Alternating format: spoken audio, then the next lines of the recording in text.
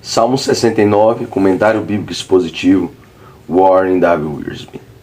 Trata-se de um salmo messiânico, imprecatório e, depois dos salmos 22 e 110, aquele que é citado com mais frequência no Novo Testamento.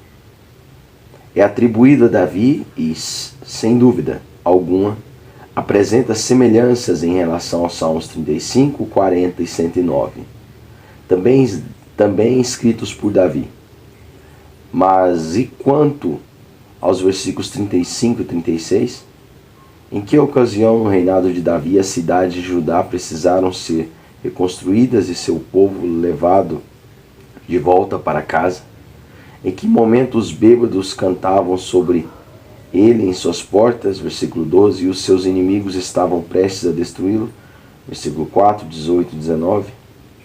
Algumas das informações que aparecem no Salmo correspondem às épocas tanto de Jeremias quanto de Ezequias, mas é difícil encaixar todos os dados no tempo de Davi. Talvez o Salmo original de Davi terminasse no versículo 29, e o Espírito Santo tenha dirigido o profeta Jeremias para que acrescentasse os versículos 30 a 36, depois da queda de Judá e de Jerusalém para os babilônios. A correção de salmos era uma herança viva, e alguns dos salmos foram adaptados para novas ocasiões.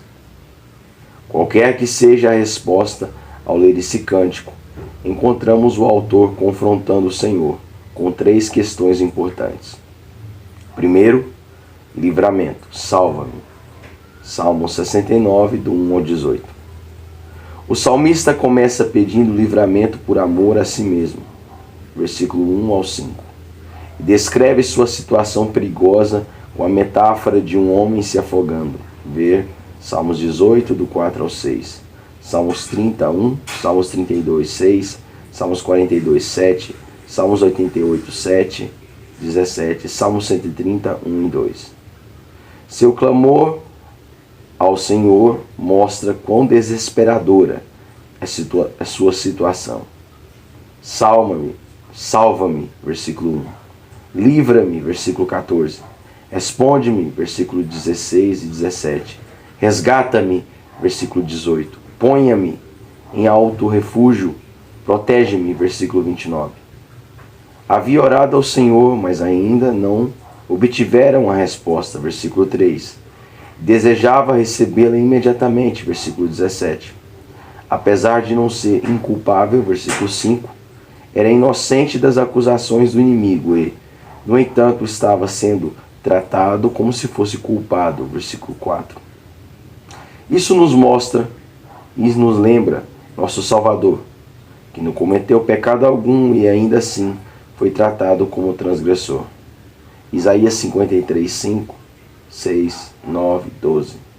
Ver também Salmos 35, do 11 ao 19. Salmos 35, do 11 ao 19. Salmos 38, 19. Salmos 109, 3. Salmos 119, 78, 86 e 161. Jesus citou o versículo 4 em seu discurso no cenáculo, João 15, 25. Numa referência aos versículos 1 e 2, M. Carmichael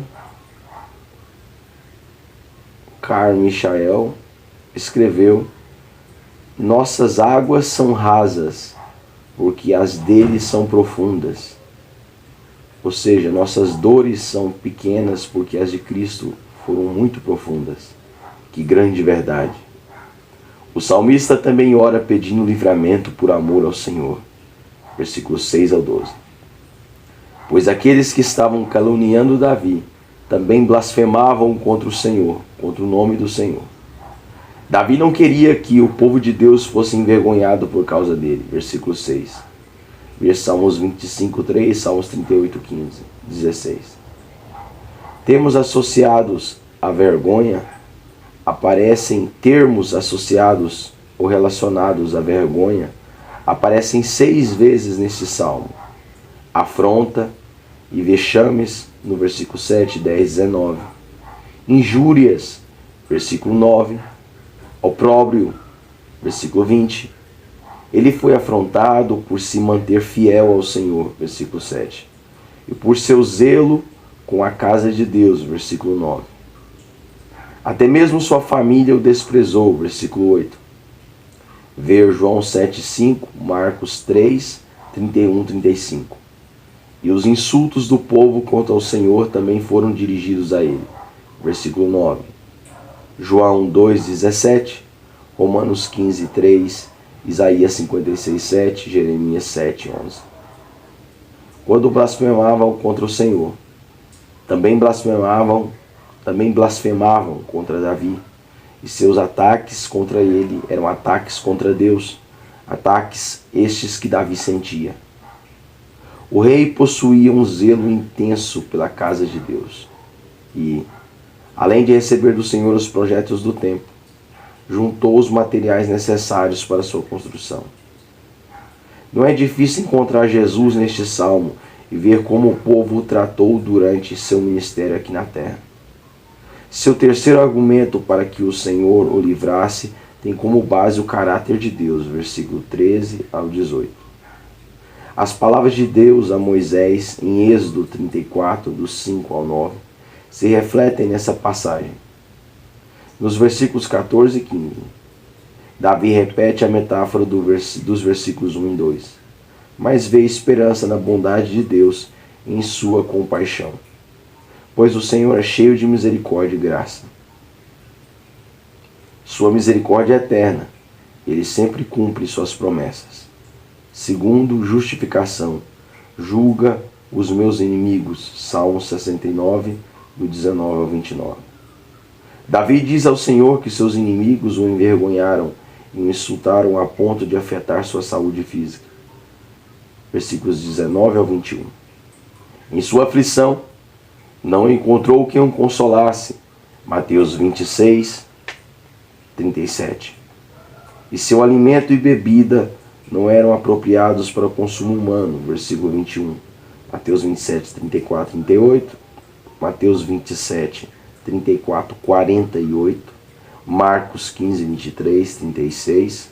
Lucas 23, 36. E João 19, 29. Em seguida, Davi ora ao Senhor e pede que dê a seus inimigos aquilo que merecem. Versículo 22 ao 29. Para um comentário sobre esse tipo de oração, ver as observações referentes ao Salmo 5. Os inimigos haviam colocado fel e vinagre sobre a mesa de Davi, de modo que ele ora para que as mesas deles sejam transformadas em armadilhas. Com isso, quer dizer que o julgamento lhes sobrevirá quando estiverem despreparados e despreocupados, desfrutando seus banquetes. 1 Tessalonicenses 5, 3. A ideia também pode ser aplicada aos banquetes associados aos sacrifícios. Enquanto estivessem se alegrando depois de adorar o Senhor, experimentariam o julgamento de Deus. Em Romanos 11, 9, 10, Paulo aplica os versículos 22 e 23 a Israel, cuja complacência religiosa acabamos de oferecer sacrifício ao Senhor, levou-os a cegueira espiritual.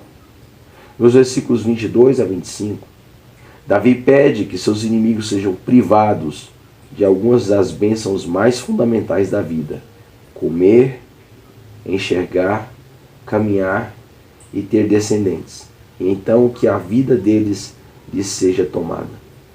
Versículos 27 e 28. Em Atos 1:20, Pedro aplica esse versículo a Judas.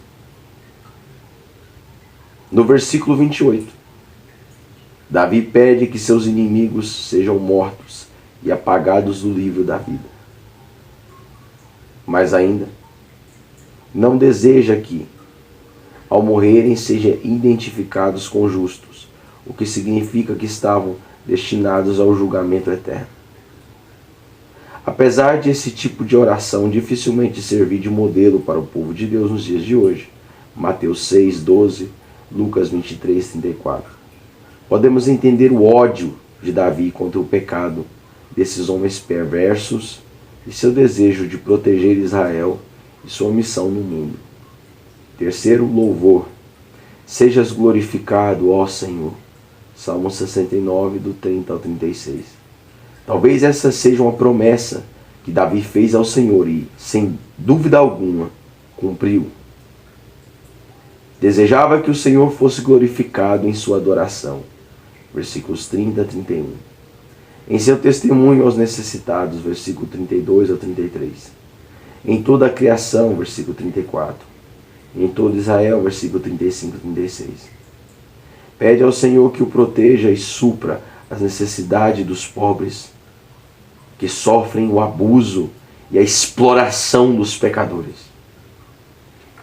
Vê um dia em que a terra será unida e curada, e as cidades voltarão a ser habitadas. Orai pela paz de Jerusalém. Orai pela paz de Jerusalém. Sejam prósperos os que te amam. Sejam prósperos os que te amam. Salmo 122, 6. Amém. Amém. Vem, Senhor Jesus.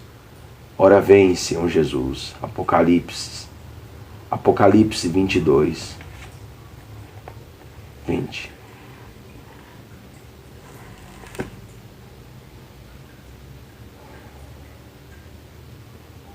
Ora vem, Senhor Jesus. Ora vem, Senhor Jesus.